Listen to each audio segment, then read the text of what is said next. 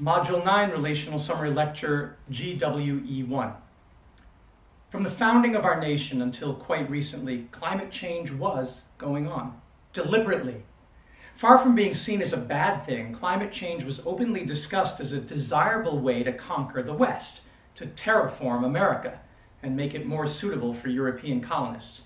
Even Benjamin Franklin, who was an astute meteorologist, and Thomas Jefferson, the gentleman farmer, talked and wrote about the desire of the early settlers to clear the forests, drain the swamps, and plow the land, specifically to make what they thought would be a more salubrious climate, more like England's green and pleasant land. The one sung about in William Blake's Jerusalem, considered England's most popular patriotic song and second national anthem. You know the lyrics, don't you? Feet in ancient time, mountains green, and was the holy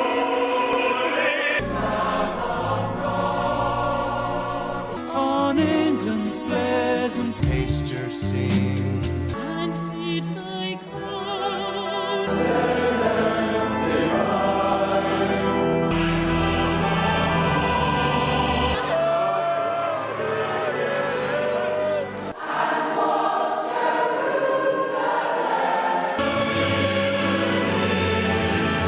Among those dark satanic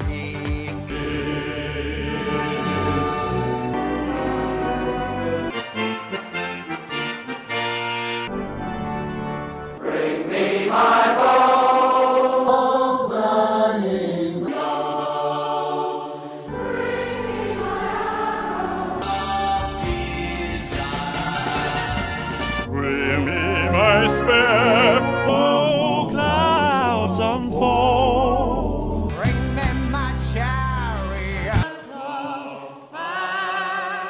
I will not cease From men to Who shall my soul Sleep in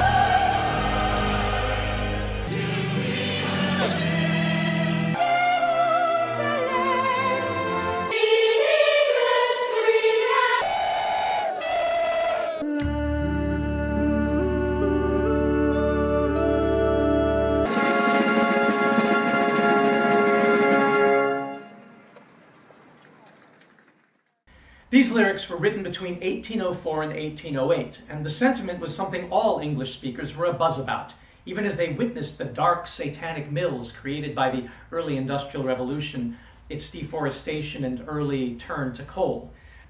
At that time, America was officially just 32 years old, around the age of Jesus when he walked, and the mythology of a wild west to conquer suggested a fresh start was available for those who felt that the Jerusalem project in England might be failing. If only they could get the climate of the American continent to cooperate. If only they could get rid of those pesky dark, damp forests and swamps and those pesky natives who were so well adapted to them. The early settlers and the political class really believed that they could make America their new holy land. They had no understanding of how the warm Gulf Stream waters make England so nice. England, which sits at the same latitude as much of Canada. As an article in BuzzFeed praising a certain warm oceanic current explains it, quote, even the southernmost point of Britain is further north than the northernmost part of the contiguous United States, while London lies further north than almost all major Canadian cities, including Vancouver, Montreal, Quebec City, and Toronto. Without that warm oceanic current, which climate change is disrupting, by the way, England wouldn't be a green and pleasant land at all. But the early English settlers of America, being scientifically compromised or just plain ignorant, thought the problem was forests and wetlands and believed that by removing them, they could make their New England just like home and even better. They were wrong. But it wasn't for lack of trying. You see, we've always known about climate change. We just thought that whatever changes the conquerors and colonists made were good things, because we had that belief in what the imperialists called manifest destiny. As the History Channel points out, quote, many of these late 19th and early 20th century settlers lived by the superstition that rain follows the plow. Emigrants, land speculators, politicians, and even some scientists believed that homesteading and agriculture would permanently affect the climate of the semi-arid Great Plains region, making it more conducive to farming, end quote. So imagine that. It turns out we've been talking about climate change and doing climate change since the founding of our country, but we've been doing it with almost no understanding of the ecology of the Western Hemisphere. As a result, all of those deep climate regulating and healthy microbiome diverse soils that made America the breadbasket and sugar and tobacco and cotton and beef king of the world for so long were completely depleted, leading to the tragic Dust Bowl of the dirty 30s, that in turn led to the replacement of true soil with mere dirt laden with fossil fuel-derived NPK fertilizers and pesticides reliant on fossil-consuming tractors and farm machinery. After destroying the carbon-holding, life-supporting native environments, the people who came from the East tried to put the ecology of the West on life support, but ultimately just prolonged the suffering of a dying patient whose carbon and methane and nitrogen gasps contribute over 10.5% of global warming emissions. Agriculture and forestry today provide little of the rapid carbon cycling and none of the sequestration that American soils and forests and coastal littoral zones had contributed to the previous cornucopian balance that Lewis and Clark had witnessed. And don't even get me started on the obsession with the American lawn, particularly in the arid parts of the West. Ecologically, for the purpose of this course, the West is considered to be that hemisphere west of Greenwich, England meridian, the 0 degrees longitude line, wrapping around to the anti-meridian at 180 degrees longitude, which puts us in the middle of the Pacific Ocean. The prime meridian famously passes through Greenwich, England, hence the concept of Greenwich Mean Time, as well as France and Spain and Europe and Algeria, Mali, Burkina Faso, Togo, and Ghana in Africa, before finally crossing Antarctica. The anti-meridian mostly passes through the open waters of the Pacific Ocean, but passes across land in Russia, Fiji, and Antarctica. This means that from a technical standpoint, the land masses of ecological interest comprise only the westernmost chunks of Ireland, England, France, and Spain, and a few countries on the west coast of Africa, all of Greenland and Iceland, and of course, all of North and South America and the Caribbean. That is the ecological West that we are dealing with in these modules. So because we've organized this course along the literal lines of spatial geography, we don't want to confuse you with what has been called Western civilization, most of which is located east of the prime meridian, and given its shared cultural characteristics, it really is more of a northern hemisphere phenomenon. In fact, as we mentioned in the lectures on the north, both ecology and culture really seem to owe more to latitudinal similarities and differences than longitudinal, except where that wonderful warm ocean Gulf Stream has naturally changed the climate to make it more pleasant for Europeans. Remember that with regards to climate, quote, for every 100-meter rise in altitude, the temperature decreases by about 1 degree Celsius, end quote. And according to the NIH, quote, outside the tropics, average annual temperature declines on average 0.7 degrees Celsius for each degree of latitude in the northern hemisphere and on average 0.5 degrees Celsius for each degree of latitude in the southern hemisphere, end quote. The technical reason for this is because the sun hits the Earth at an angle, and thus, when it hits northern or southern hemispheres, it has to pass through more air before hitting the ground and therefore disperses much of its heat over a wider area. Whereas over the tropics, where the sun's rays are perpendicular to the ground, they pass through much less air. Remember, the shortest distance between 2 points is a straight line. And in the tropics, the sun is more or less straight overhead. Rotate the Earth along the meridians of longitude, and of course it does absolutely nothing to affect the length of those rays. For this reason, the ecologies of the Western Hemisphere and the Eastern Hemisphere, even though separated by massive oceans, are remarkably similar. So similar, in fact, that even when organisms in those environments come from completely different ancestral stock, they have experienced what we call convergent evolution. Take as a great example the cactus family of the West, native to Central America, and then the spiny members of the euphorbia family of Africa and India in the East. Many people can't tell them apart, but they are completely unrelated. It's simply that they adapted to similar climatological conditions on different sides of the Earth. The same is true of North American and Northern European otters and bison and bears and deer. Look at the convergence between lions in East Africa and mountain lions in western Colorado. Witness the similarities between the Cercopithecidae, the Old World monkeys, and the New World monkeys, Callitrichidae, Cebidae, Iotidae, Pithecidae, and Atellidae. And most extreme of all, look at the marsupials of Australia and the mammals of South America, two lands down under, with completely different origins, converging on adaptive ecological strategies. Now, of course, because North and South have so much more significance than East and West when it comes to ecology, and even the way that ecologies shape cultures, it would be hard to say much about the ecological differences between East and West, but for one curious reality. In the Western Hemisphere, our current moment in plate tectonic time has a huge landmass spanning North and South, the Americas. While in the East Hemisphere, we have the same, Eurasia and Africa, and so what we see is that the most salient ecological characteristics of these landmasses is actually the amount of forest. Forests span the globe, leading science fiction author Ursula K. Le Guin to write a parable of ecological destruction and climate change called "The Word for World is Forest." And then what becomes most interesting is that with the appearance of civilization in what we call the Middle East, the most notable ecological change is the disappearance of forests. Not just that. We note their disappearance to the axe and plow and fire, and then their replacement by desert. I didn't really get it until I got into Harvard in 1980 and took a freshman class in evolutionary biology with the legendary E.O. Wilson. He was actively trying to protect the last remaining rainforests of the Amazon, the Congo, and Indonesia at that time, and showed us evidence that the lion's share of the blame for the distribution of deserts today belonged not to natural climate changes, but to civilization. He told the class, quote, "At the time of the Roman Empire, when Antony was courting Cleopatra, you could walk from Carthage in Tunisia to Alexandria in Egypt under the shade of trees. Today we think of the deserts of Africa and the Middle East as simply the normal habitat of those regions, but nothing could be further from the truth." My grandfather came to visit me from Baghdad, Iraq that summer and started teaching me Arabic, and I asked him about this. He said, "Oh, I've witnessed it in my own lifetime, and it just gets worse. You know, when I was a boy in the 1920s and even into the 1930s when your mother was born, we still had African lions living in our country in the north, near Mosul. We would see them in the mountains." And of course, that would be the case because Iraq is really part of the Rift Valley from East Africa that carves its way up through the Red Sea to the Levant along those lines of longitude.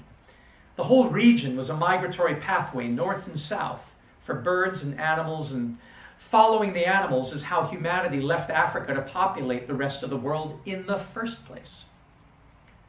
Sophomore year of college, the great paleoarchaeologist Glyn Isaacs told us in class that his research was confirming what many of us were beginning to suspect. Civilizations, he said, don't usually collapse because of politics or social strife or warfare. They collapse because they destroy the ecology that supports them. Environmental collapse then fuels the social and political problems that led to civilization's collapse. The rise and fall of civilizations is really the story of environmental degradation, and the vast areas of desert we see in the world are testimony to the destructiveness of our species. Much of this is now documented in my former UCLA professor Jared Diamond's prize-winning history book, Collapse: How Societies Choose to Fail or Succeed, from 2004.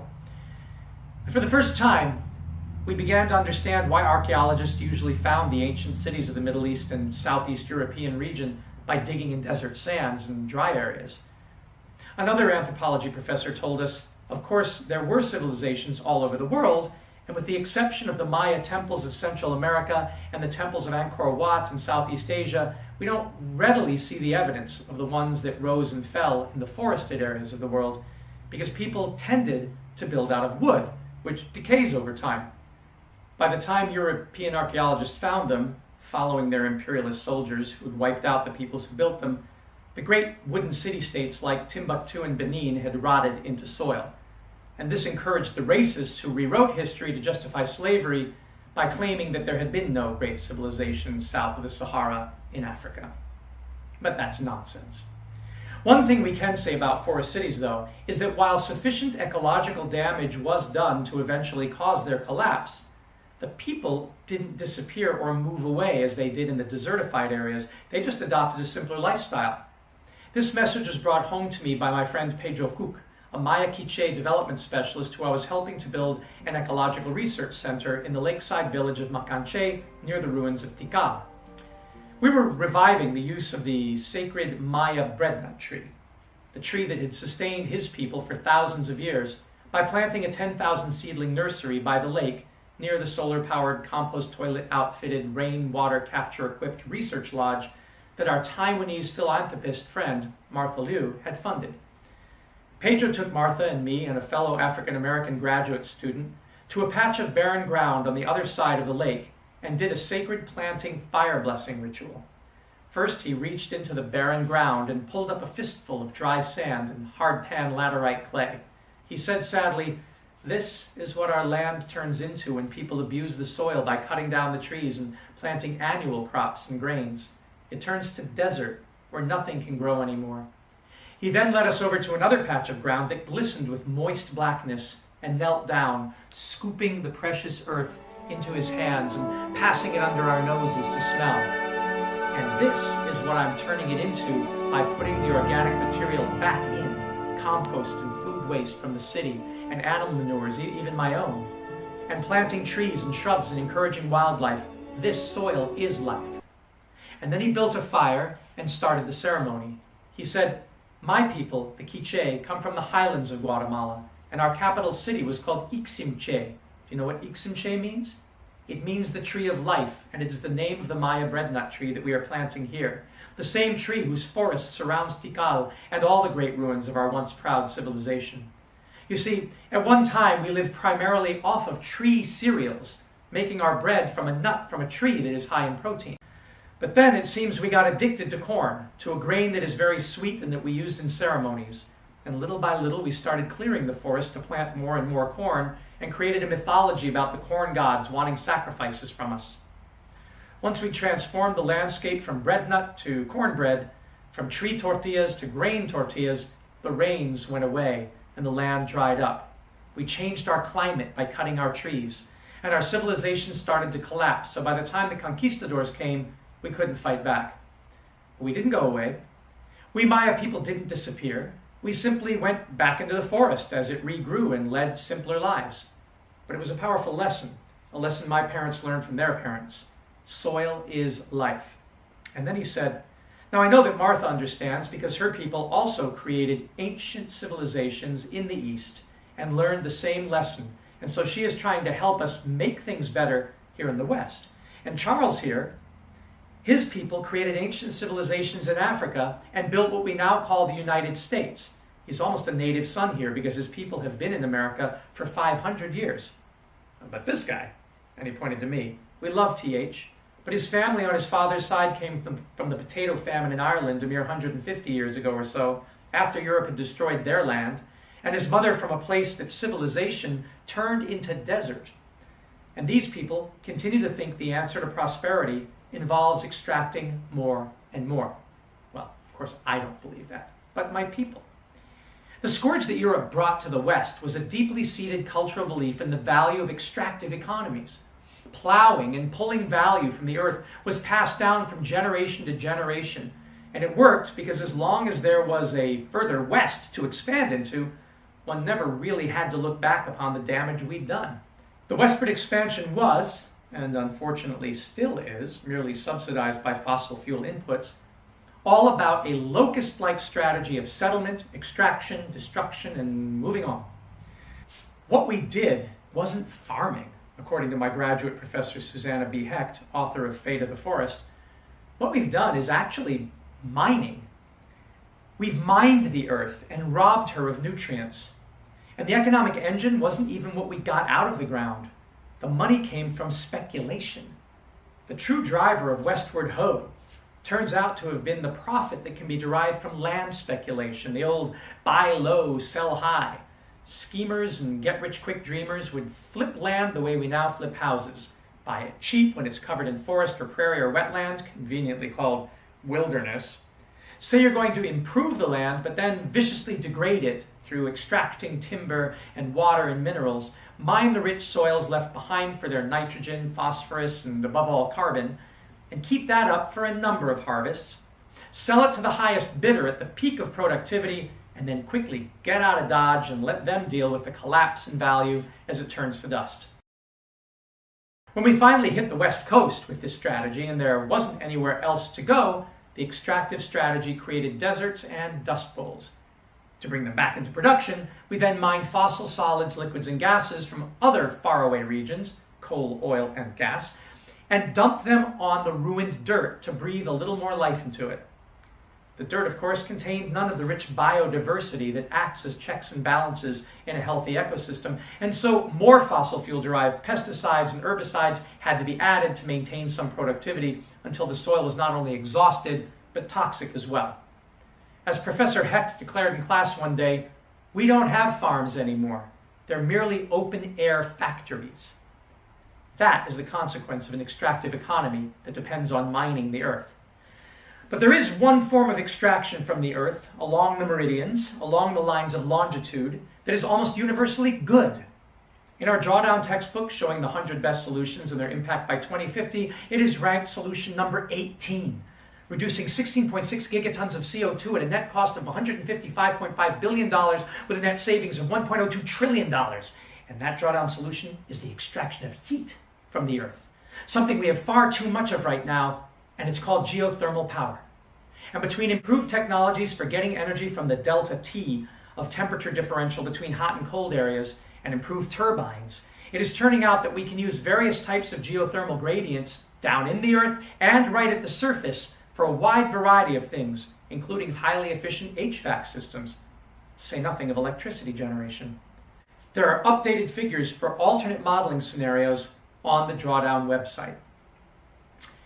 As a graduate student, I traveled to Iceland to see this climate-friendly miracle in action and regaled with other urban planners in the geothermal electricity plant's wastewater, sitting with a waterproof copy of McDonough's Cradle to Cradle in the Blue Lagoon Spa at 3 a.m. in the perpetual twilight, asking them why this solution wasn't used everywhere. Later that year, I went up the west coast of the United States to Geyser, California, to videotape Old Faithful spout up its perpetual fountain of clean energy, and then to one of our own domestic geothermal power plants. I made an informational video of it that you can see in our resources section. And that is where I learned that the entire west coast of the US, to say nothing of the Rift Valley up and down through Africa southward, and the Middle East and Italy northward, and the entire archipelago of Indonesia and Malaysia, on up through Japan, to say nothing of Hawaii, are hotbeds of geothermal heat that can be used to generate carbon-neutral electricity with none of the risks of the nuclear power plants like Fukushima that have made such a mess. Everywhere where the plates that make up continents meet, they create what is called the Ring of Fire, a ring of fire, and it spans the globe. You can see it active wherever you find volcanoes, but everywhere else it manifests as hot springs that can be harnessed for clean steam to drive turbines. Unless you think you must drill deeply to get it or find places with extreme temperatures to make it useful, in 2010, National Geographic sent me up to a resort called Chena Hot Springs, north of Fairbanks, Alaska, where the owner, charismatic Bernie Carl, showed me his Rankine cycle gas turbine that uses low-grade thermal energy, the mere temperature of the hot spring spa itself, to create electricity. It doesn't need high-pressure steam because it uses organic solvents that have a lower heat of vaporization.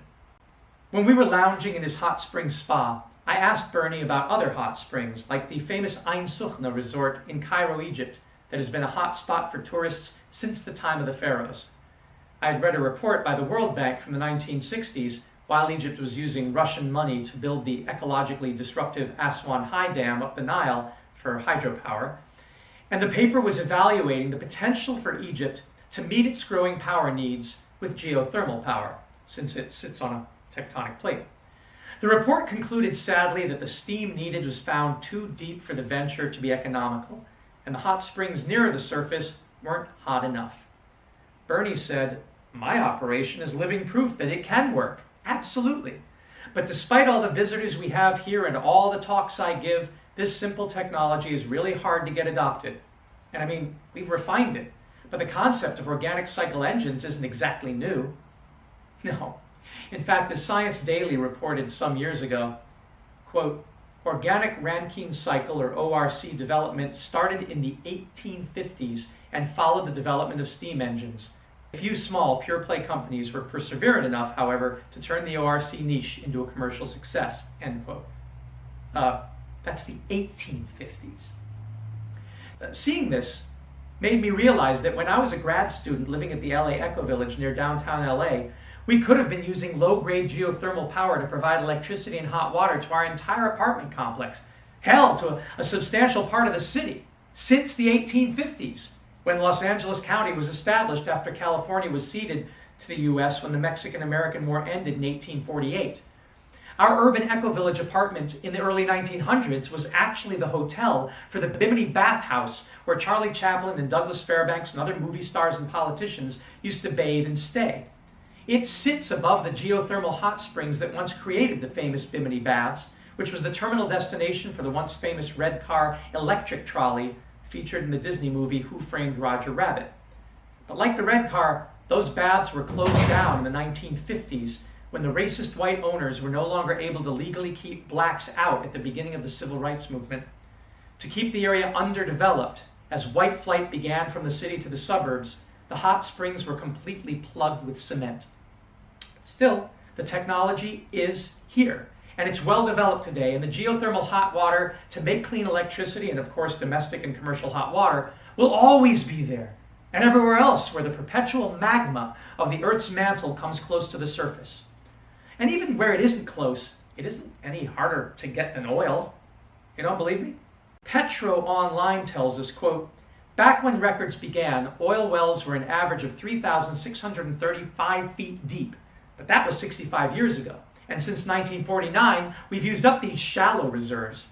Oil is a finite resource, meaning we now have to dig deeper to find it, with the 2008 average depth coming in at an average of 5,964 feet. That's like a mile. They go on to say, quote, we've covered the average depth of oil wells, but what about the deepest examples? Here's where the topic gets really interesting and almost incomprehensible, they say. First, imagine the depth of the Grand Canyon. The average Texas oil well is 900 feet deeper again, but this is quite literally just scratching the surface. Hydraulic fracturing reaches depths ranging from 5,000 feet to 20,000 feet. Now consider the average depth of the ocean, 12,430 feet, and you're beginning to get an idea of the scale. But this is far from the deepest method of oil extraction. Deepwater Horizon, they say, the well responsible for the 2010 BP oil spill in the Gulf of Mexico, sits at 35,505 feet beneath the surface. And the world's deepest oil well, Sakhalin-1 in Russia, reaches an incredible 40,604 feet. That's 7.7 miles, or 15 times the height of the world's tallest building, the Burj Khalifa in Dubai. That's how deep we're going to get oil.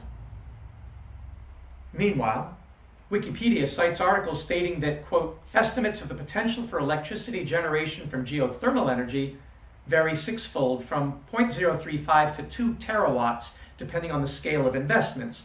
Upper estimates of geothermal resources assume enhanced geothermal wells as deep as 10 kilometers, whereas existing geothermal wells are rarely more than 3 kilometers or 2 miles deep. Wells of this depth are now common in the petroleum industry. The big difference is, with geothermal wells, you never have to worry about those disastrous oil spills and those environmental and social costs. So you got to ask, why aren't we drilling for the thereafter free, clean, safe nuclear heat beneath our feet when it is actually less difficult and far more sustainable than drilling for oil and certainly building artificial nuclear power plants here at the surface? Especially when the Rankine cycle engine lets you exploit hot water at the surface. The answer, of course, is merely politics. And that is sad. In fact, it's criminal, since so many lives have been lost. So let me finish with a little song I wrote with my students to cheer you up. It parodies Alaskan vice presidential candidate Sarah Palin's statement by agreeing that we should drill, but for climate stabilizing hot water instead of climate disrupting and toxic fossil fuels. Drill, baby, drill for geothermal. Drill, baby, drill. Drill, baby.